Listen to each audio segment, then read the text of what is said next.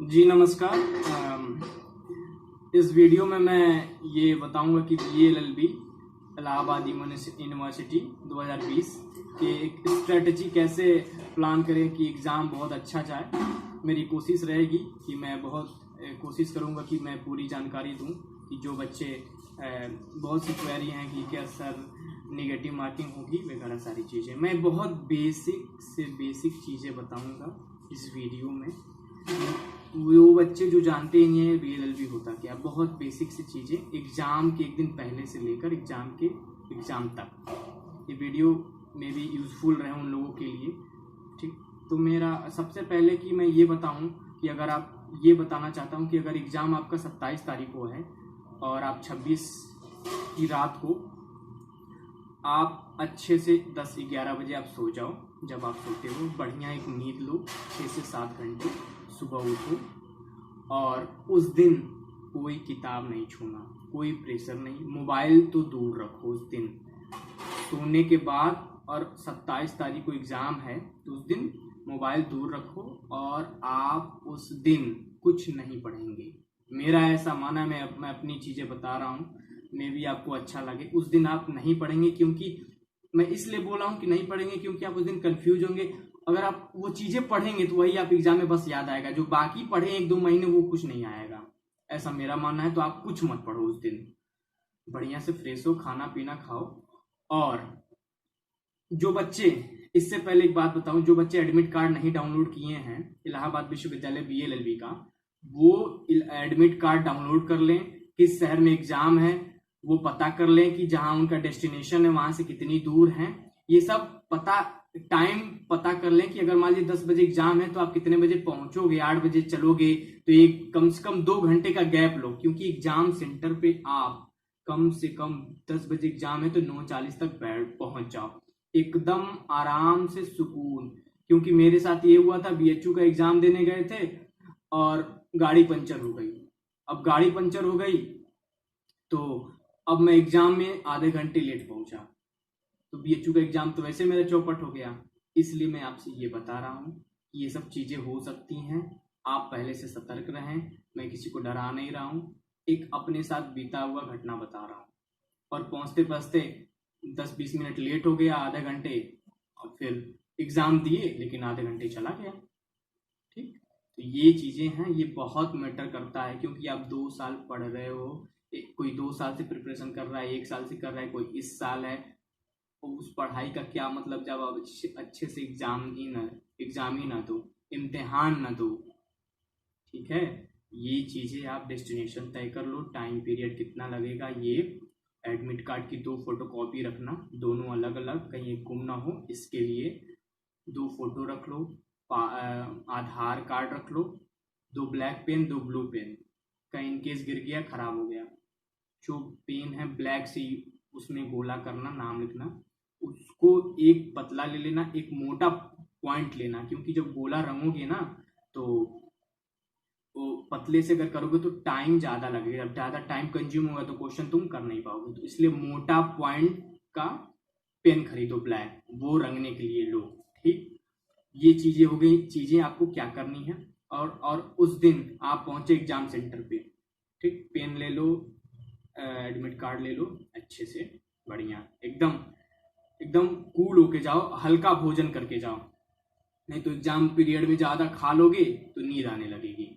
ठीक, ऐसा पीरियड हो। कभी कभी 2 बजे क्लैट का एग्जाम तो 2 बजे होता था, 3 बजे हम लोग तो उस इन्वायरमेंट में जियो, ठीक, माहौल में जियो। अगर जिस बजे एग्जाम है, जैसे मान लो कि आज 21 है, ठीक, 27 को एग्जाम है, अगर तुम्हारा 10 तारीख को 10 बजे एग्जाम है तो तुम जो पास्ट ईयर पेपर मैंने सबको प्रोवाइड कराए हैं वो 10 से लेके 12 बजे तक सॉल्व करो, उसी पीरियड में, उसी में 4 दिन पढ़ो, 4 दिन डेली सॉल्व करो। इससे प्रैक्टिस होगी और ट्रस्ट में तुम बहुत अच्छा करोगे। Practice makes human being a perfect.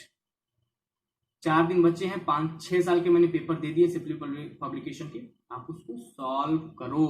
अगर 10 बजे एग्जाम है, 2 बजे एग्जाम है, उस टाइम पीरियड में, ठीक, कि आप कर पा रहे हो कि नहीं।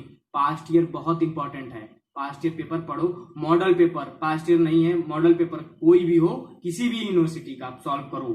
ठीक, हिंदी नहीं है, हिंदी का मटेरियल जो मुझसे कांटेक्ट किया है मैं उसको दे दूंगा। डिस्क्रिप्शन में मैं अपना इंस्टाग्राम आईडी डाल दूंगा, जिसको चाहिए वो मुझे मैसेज करेंगे, मैं उनको तुरंत तत्काल दूंगा।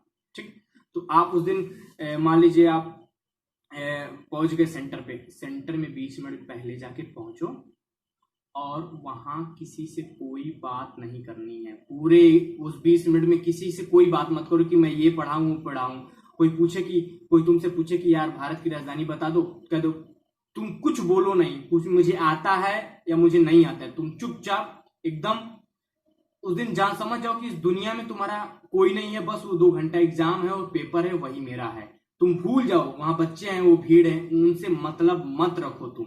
ठीक है, फिर एग्जाम में तुम जाओ, एग्जाम में जाओ, पढ़े अपना फ्रेश हो जाओ, अच्छे से जाओ, 2 घंटे क्लासरूम में जाओ, किसी से वहां कोई बात नहीं। सबसे पहले वहां देख लो कुछ कागज वगैरह तो गिरा नहीं है, जिससे कि तुम्हें कोई इंस्पेक्टर आए तो उसको तुम्हें डिस्टर्ब नहीं करे। ठीक, तो उस दिन पेपर जाओ, पेपर देखो और पेपर मिलेगा। ठीक, सॉरी, पेपर मिलेगा और OMR शीट मिलेगी जिसमें आपका नाम भरना है, उसमें आंसर भरना है, रोल नंबर भरना है। ठीक, अच्छे से आप भरना है, उसमें गोला मारना रहता है। और पेपर मिलेगी, 45 पेज की बुकलेट मिलती है। ठीक, तो मैं OMR शीट मैं दिखाना चाहता हूँ वो बच्चे जो जानते नहीं OMR क्या होता है। देखिए ये OMR शीट है, ऐसे क्वेश्चंस आएंगे 150, जिसमें 4 देखिए 4 ऑप्शन है, जिसमें एक में रंगा हूं। ठीक, इसमें नाम आएंगे, तो नाम आप भर दीजिए और उसके नीचे आप अपना नाम के आगे गोला आप रंग दो, उसको फिल कर दो उस गोले को। ठीक, और हाँ, कोई नाम भरने में, रोल नंबर डालने में कोई कुछ गलती नहीं करेगा। बड़ी इत्मीनान से बैठ के टाइम लो और अच्छे से उसको फिल करो। ठीक, तो ये हो गई बातें। ठीक, अब उसके बाद मैं कुछ बहुत इंपॉर्टेंट पॉइंट बताने जा रहा हूँ। सबसे पहले कि उस बुकलेट को लेना और उस बुकलेट में देखना, पूरे इंस्ट्रक्शन को पढ़ो। इसलिए कह रहा हूं कि मोटो क्या है, निगेटिव मार्किंग का। अगर उसमें लिखा होगा कि अगर निगेटिव मार्किंग है तो तुम 150 में वही क्वेश्चन सॉल्व करो जो तुमको आता है। ठीक, ऐसा क्वेश्चन न अटेम्प्ट करना जो तुम्हें नहीं आता है। जैसे अब तुम कैसे पता करोगे कि मुझे क्वेश्चंस आते हैं? इंस्टेंट रिप्लाई, जैसे भारत की राजधानी क्या है, नई दिल्ली, ऐसे क्वेश्चंस को तुरंत खटाक से। और निगेटिव मार्किंग का उस पर देख लेना, 2019 में नहीं था, लेकिन इसमें नहीं होना चाहिए, लेकिन आप पढ़ लेना। और इस एग्जाम में मैथ नहीं आएगा, BLLB इलाहाबाद यूनिवर्सिटी के एग्जाम में मैथ नहीं आएगा, तो don't waste your time on math.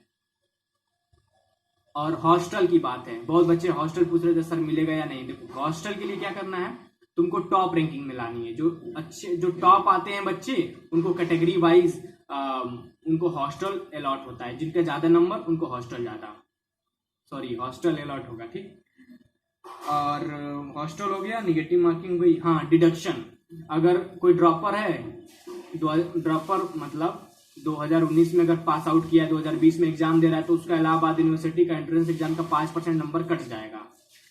जो 2018 में पास किया उसका 10% कट जाएगा। जो फ्रेशर हैं, यानी जो 2020 में BA 12 का एग्जाम पास किए हैं, उनका कोई नंबर नहीं कटेगा, क्योंकि पेपर बना है 12th के लिए। ड्रॉपर के लिए 5% कट जाएगा। ठीक, तो जैसा कि आप टारगेट बनाओ, अगर निगेटिव मार्किंग नहीं रहेगी तो 200 नंबर का टारगेट बनाओ। ठीक, यानी 300 नंबर के आते हैं, 150 क्वेश्चन और 150 क्वेश्चन और 300 नंबर, यानी प्रत्येक क्वेश्चन पे 2 नंबर। ठीक, तो 100 क्वेश्चन सही करने हैं, 100 क्वेश्चन सही करने, तभी 200 टारगेट बनेगा। अगर निगेटिव मार्किंग रही तो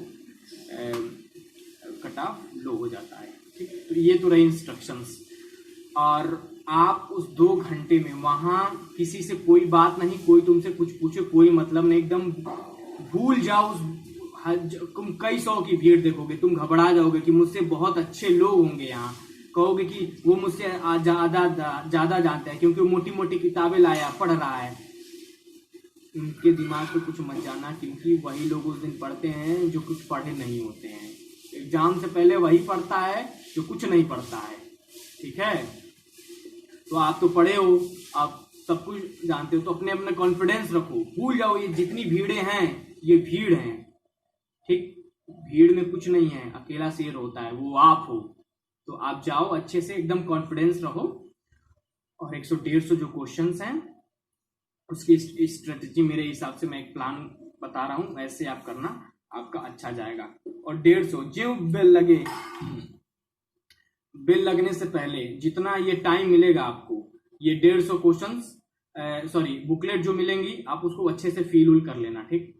अब आई पेपर बेल लग गई, 10 बजे मान लीजिए एग्जाम है, तो आप क्या करेंगे, सबसे पहले आपको जीके अटेम्प्ट करना है। जीके सबसे पहले सेक्शन खोलो और रखना शुरू कर दो, 20 मिनट में जीके कंप्लीट करो। उसके बाद लीगल एप्टीट्यूड करो। लीगल एप्टीट्यूड में 50 क्वेश्चन जीके को होते हैं, तो आप उसको 20 मिनट में करो। और लीगल एप्टीट्यूड के जो क्वेश्चन हैं 25 क्वेश्चन आएंगे, उसको आप 30 मिनट करो। उसके बाद तीसरा जो करना वो रीजनिंग करना। रीजनिंग आप जब करोगे ना, तो आपका कॉन्फिडेंस बना रहेगा कि मेरा जीके हो गया है और लीगल एप्टीट्यूड के क्वेश्चंस हो गए हैं। जब लीगल एप्टीट्यूड और जीके को हो जाएंगे तो कॉन्फिडेंस मिल जाएगा। जब कॉन्फिडेंस मिलेगा तभी रीजनिंग ऐसा चीज है, या तो आएगा नहीं तो आएगा ही नहीं। उसमें आप प्रत्येक क्वेश्चन पे ये करना कि विद इन सेकेंड, यानी 5-6 सेकेंड में अगर तुमको लग रहा है आएगा तो तुरंत करो, नहीं तो स्किप करो, आगे बढ़ो, ठीक। तो मैं ऐसे बता दे रहा हूं।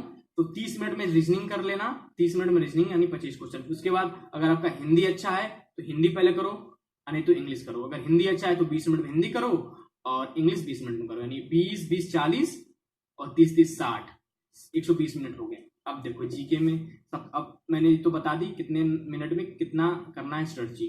जीके में 50 क्वेश्चन है, 20 मिनट टाइम है तुम्हारे पास। टारगेट बनाओ, विद इन सेकेंड जो आंसर आए, खटाक खटाक जो क्वेश्चन तुम आए 50 क्वेश्चन में, सबसे पहले उसको कंप्लीट कर जाओ। अगर मान लो 1 से 50 तक पहले तो इंग्लिश पोर्शन रहता है, बीच में कहीं जीके होगा, बीच में 45 पेज का क्वेश्चन बुकलेट आता है जो कि जमा हो जाएगा। तो सबसे पहले तुम जीके उठाओ, ठीक। जीके में 1 से अगर मान लो कि 50 से 100 तक है, तुम 50 से 100 तक जाओ 20 मिनट के अंदर। अगर तुमको कुछ क्वेश्चंस नहीं आ रहे हैं इंस्टेंट में,